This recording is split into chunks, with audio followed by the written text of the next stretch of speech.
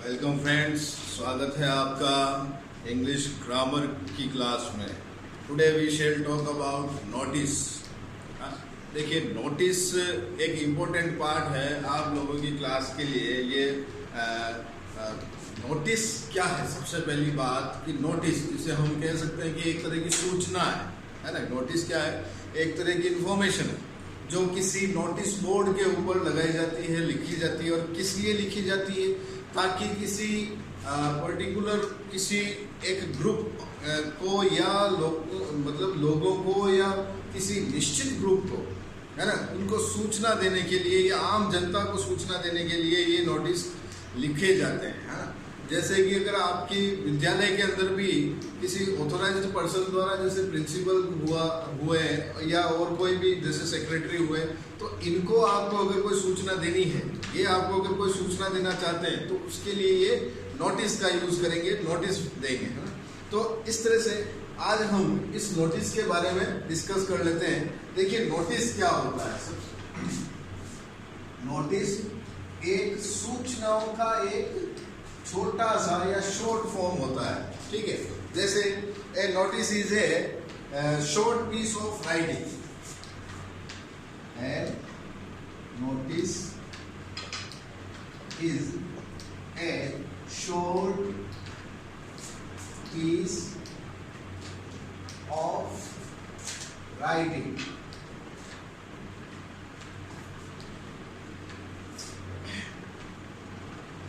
It is factual and formal. It is factual and formal in nature.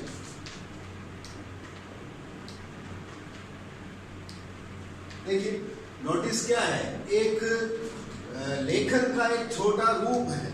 लेखन का एक छोटा रूप है और ये तथ्यात्मक भी हो सकता है और औपचारिक भी हो सकता है, ठीक है। ये तथ्यात्मक भी हो सकता है और औपचारिक भी हो सकता है। A notice is a primarily mean to inform a large number of people. A notice is primarily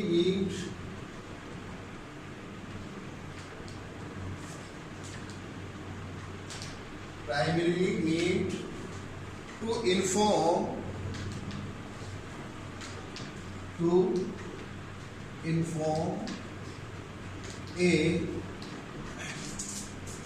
a large number of people, ठीक है।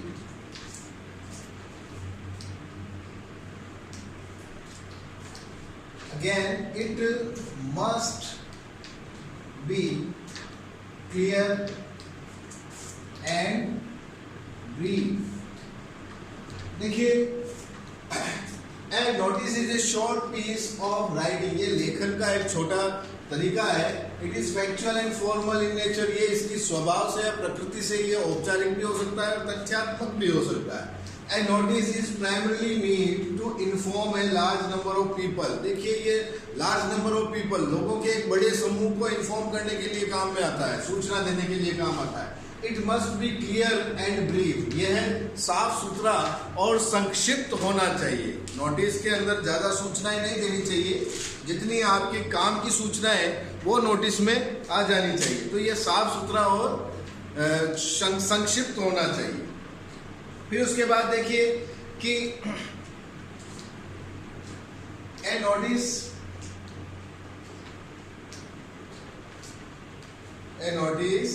is written to provide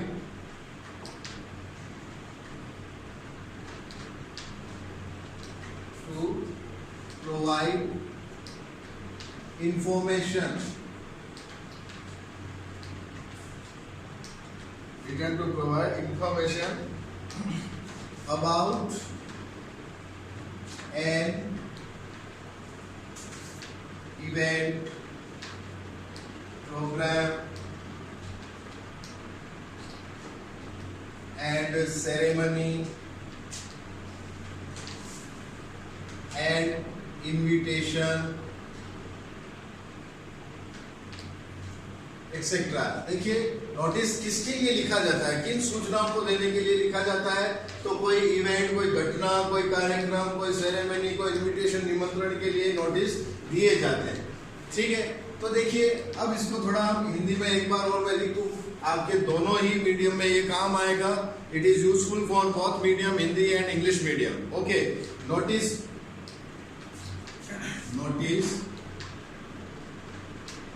या सूचना, यह लेखन का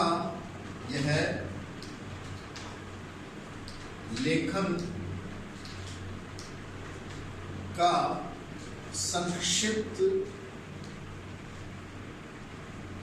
रूप है। यह लेखन का एक संक्षिप्त रूप है। जैसा अभी मैंने आपको बताया, यह तथ्यात्मक व औपचारिक भी होता है। यह तथ्यात्मक, जिसके अंदर तथ्यों का संकलन, तथ्यात्मक या औपचारिक होता है। औपचारिक होता है। ओके, यह तथ्यात्मक या औपचारिक होता है। उसके अलावा यह व्यक्तियों के समूह या साधारण जनता को, साधारण जैसे आम जनता भी कह सकते हैं, जनता को सूचना देने के लिए काम आता है। साधारण आम जनता को सूचना देने के लिए काम आता है। यह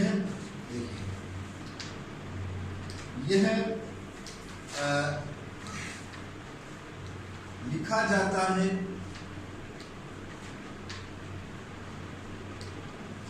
किसी घटना,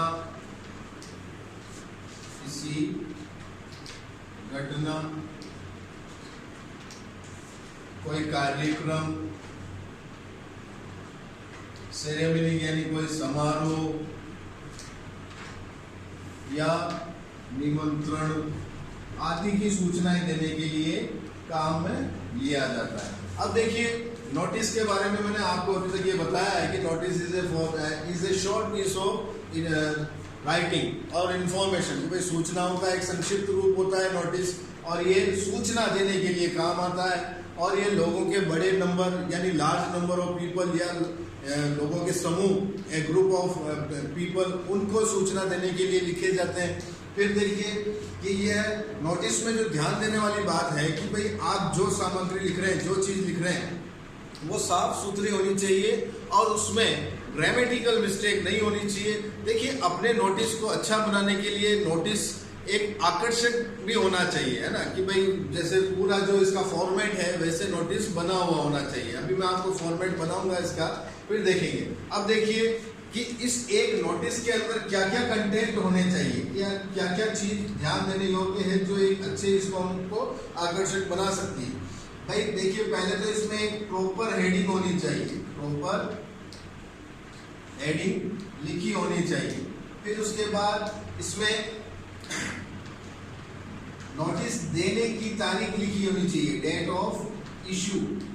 भाई नोटिस किस तारीख को जारी किया गया वो होना चाहिए। उसके बाद इसमें जो थर्ड पार्ट आता है वो इसका होता है कंटेंट या बॉडी, नोटिस की बॉडी, जो मेन बॉडी है वो। फिर उसके बाद कोई स्थान की जानकारी कि वेन्यू, कि भाई नोटिस का कौन से स्थान से रिलेटेड लिखा गया तो वेन्यू। फिर उसके बाद जो लास्ट में जो चीज लिखी जाती है वो होता है नेम या सिग्नेचर ऑफ, नेम, सिग्नेचर या डेजिग्नेशन। फिर डेजिग्नेशन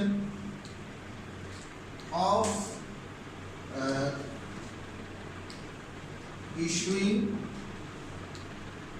अथॉरिटी। ठीक है, तो एक नोटिस के अंदर क्या क्या महत्वपूर्ण है कि भाई जैसे कि इसका कंटेंट, प्रॉपर हेडिंग, कि नोटिस के ऊपर एक प्रॉपर हेडिंग लिखी हुई होनी चाहिए। उसके बाद डेट ऑफ इशू, किस तारीख को नोटिस इशू किया गया है। फिर उसके बाद कंटेंट, जो मेन कंटेंट है, मेन बॉडी है, वो भी लिखी होनी चाहिए और आकर्षक होनी चाहिए और उसके अंदर ग्रामेटिकल मिस्टेक नहीं हो, ऐसा आप ध्यान रखें। फिर उसके बाद वेन्यू, भाई स्थान की जानकारी कि भाई नोटिस किस स्थान के लिए दिया गया है, उसके अंदर जो सूचना है, या जैसे कि भाई कोई blood free health checkup camp या ब्लड कैंप लग रहा है, तो ब्लड डोनेशन कैंप लग रहा है, तो उसका वेन्यू, स्थान की जानकारी, भाई ये कैंप कहाँ लग रहा है, तो ऐसे सूचना देनी चाहिए। फिर लास्ट में जो नोटिस जारी कर रहा है ना, जिसके पद या जिस पोस्ट वाला व्यक्ति इस नोटिस को जारी कर रहा है, उसका नाम या उसका सिग्नेचर, उसका पद, और फिर बाद में उसके सिग्नेचर सहित ये नोटिस का अंत होता है। तो ये चीज आप इसको देखिए। फिर अभी मैं इसका एक फॉर्मेट बना देता हूं जो आपके काफी यूजफुल होगा। देखिए उसमें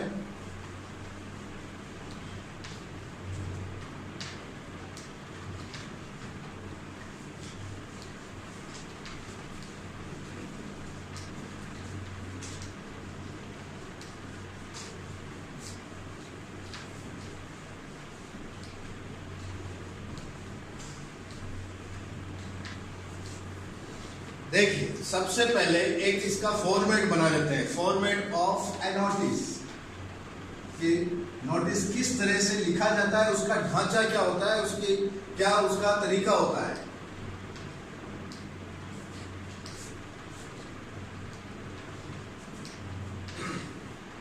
भाई सबसे पहले प्रॉपर हेडिंग, जैसे ऊपर लिखा होना चाहिए नेम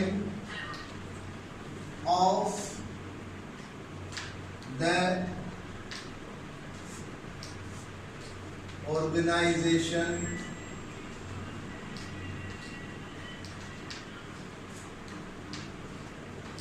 ठीक है। ऑर्गेनाइजेशन में जैसे कोई इंस्टीट्यूट भी हो सकता है या स्कूल भी हो सकता है, तो ये होना चाहिए। फिर उसके बाद सेंटर में, बिल्कुल सेंटर में इसके नीचे जस्ट नोटिस लिखा होना चाहिए बड़ा बड़ा, और फिर इसके बाद डेट ऑफ इशू मैंने लिखा है नीचे, इसीलिए इसे अभी मैंने साफ नहीं किया आपके लिए कि भाई इसके बाद डेट ऑफ इशू किस तारीख को, तो इसे हम इस नोटिस के लेफ्ट साइड में लिख सकते हैं डेट। फिर उसके बाद जो आपका हेडलाइन है, सब्जेक्ट है, किस संदर्भ में आप नोटिस दे रहे हैं, वो यहाँ लिखनी है, या सब्जेक्ट, भाई जैसे ब्लड डोनेशन कैंप है या पिकनिक टूर है, इस तरह से इसके नोटिस लिखे जाते हैं। फिर उसके बाद कंटेंट, मेन जो मेन बॉडी है, content of notice, content of the notice, या इसे मेन बॉडी भी कह सकते हैं। ओके, इतना काम आपके हो गया। इसका मतलब कि आपके अच्छे नंबर इसमें आ सकते हैं। फिर उसके बाद लास्ट में जो नोटिस जारी कर रहा है उसका सिग्नेचर और उसकी डेजिग्नेशन, उसका पद क्या है, ये आपको लिखना। ओके, तो ये आपका एक फॉर्मेट हो गया। और उसके बाद इसको एक पूरे बॉक्स के अंदर आप इसे बना दीजिए, उसको फिट कर दीजिए। ये एक अच्छा नोटिस बन सकता है। फिर उसके बाद जो आपने हेडलाइन लिखी है, इस हेडलाइन को भी आप अंडरलाइन कर दें तो अच्छा है। और ये नोटिस हमेशा ये कैपिटल में लिखें, ठीक है। तो सिग्नेचर, फिर डेजिग्नेशन ऑफ द अथॉरिटी, जिसके नाम से ये नोटिस दिया गया है, ये इसमें काम आएगा। तो आपने अभी देखा कि नोटिस के लिए क्या चीजें जरूरी है, इसका फॉर्मेट मैंने बता दिया। अब जैसे अगर इसके लिए थोड़ी चर्चा कर लें तो यहाँ आप नेम ऑफ द ऑर्गेनाइजेशन या स्कूल के अंदर आप अपने स्कूल का नाम लिख के अपने एक नोटिस बना लेते हैं। देखिए आप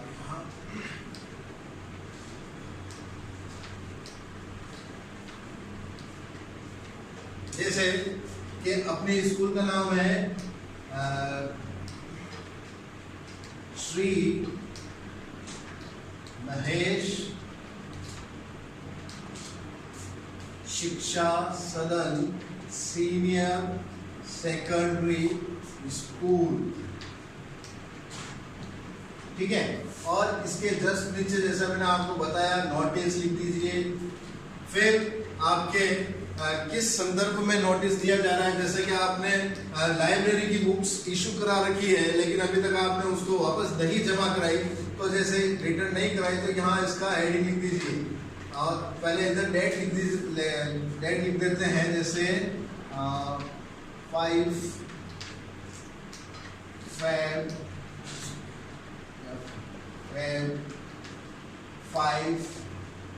2020। अब यहाँ लिख दीजिए इसका जो मेन हेडिंग है return of library books, return of library books, इसे चाहे तो अंडरलाइन कर दीजिए। अब देखिए ये नोटिस देने के अथॉरिटी यहाँ प्रिंसिपल साहब को है या लाइब्रेरियन को है। तो अब देखिए यहाँ कि भाई लिखा जाता है all the students are informed that, all the students are informed that. अब इस मैटर को आगे बढ़ाना है तो देखिए that they have to return their library books before examination, ठीक है। They have to return their library books before the examination, otherwise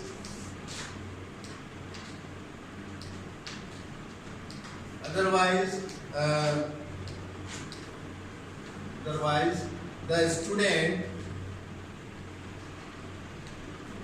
will not be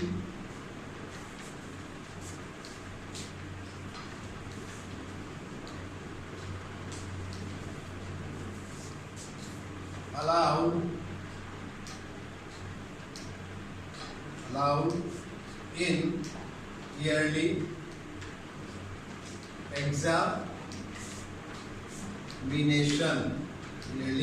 examination, ठीक है। तो ये इनफ है अपने लिए भाई, ये एक अच्छा शॉर्ट में और संक्षिप्त अपना मैसेज हो गया बच्चों को सूचना देने के लिए। अब यहाँ ये इशू जिसने भी किया है उसके साइन होने चाहिए, तो यहाँ हम कोई भी कर सकता है, जैसे या तो प्रिंसिपल करेंगे तो यहाँ नीचे उनके पद का भी विवरण होना चाहिए, या लाइब्रेरियन ने किया है तो लाइब्रेरियन, ठीक है। तो ये आपके लिए एक एग्जाम्पल भी हो गया।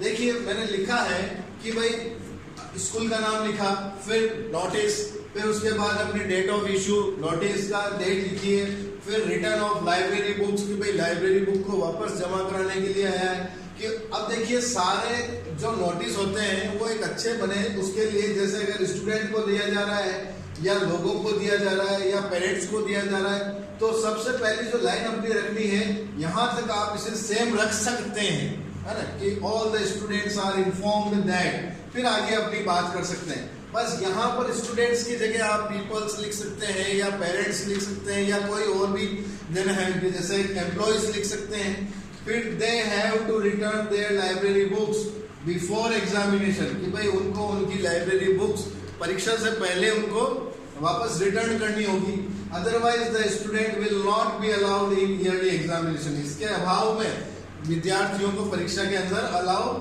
या स्वीकृत नहीं किया जाएगा। ये द्वारा किसके हैं?